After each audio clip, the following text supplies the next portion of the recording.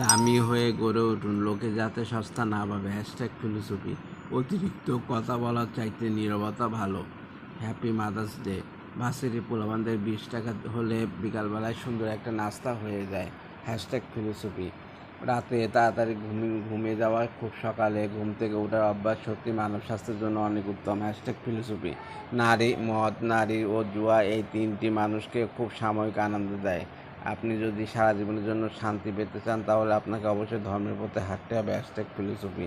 পারস্পরিক বিচ্ছেদ হলে আপনি মানুষটাকে সারা জীবনের জন্য হারালেন, তাই সবসময় কাছের মানুষটাকে নিজের কাছে যত্ন সহকারে আটকে রাখার অধিকতর সেও। #ফিলোসফি। মহল্লার দৌড় মসজিদ পর্যন্ত। #ফিলোসফি। চোর পালালে বুদ্ধি বাড়ে। #ফিলোসফি। প্রচারে প্রসার। #ফিলোসফি। নারীর মন একটা রহস্য, আমি লাশ বাকিরা জীবন্ত। #ফিলোসফি। বিয়ে করার আগ পর্যন্ত একটা ছেলেকে তুলনামূলকভাবে অনেক সমালোচনার ভিতর দিয়ে যেতে হয়। #ফিলোসফি। বয়সের বড় এক জিনিস, কাজের বড় আরেক জিনিস। #ফিলোসফি। রবীন্দ্রনাথ কেন চাকরি করেনি, এটা এখন আমি ভালোভাবে উপলব্ধি করতে পারি। #ফিলোসফি। টাকা পয়সা মানুষের বিভিন্ন মাধ্যমে আমাকে দেখায়, কিন্তু কেউ গেট করে না। #ফিলোসফি।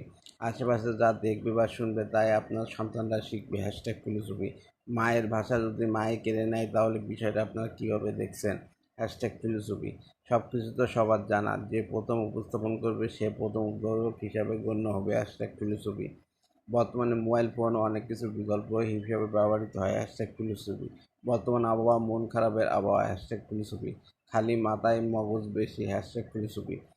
বর্তমানে যার 10টি গরু আছে তাকে ধনী বলতে পারেন। Hashtag philosophy. Thank you so much.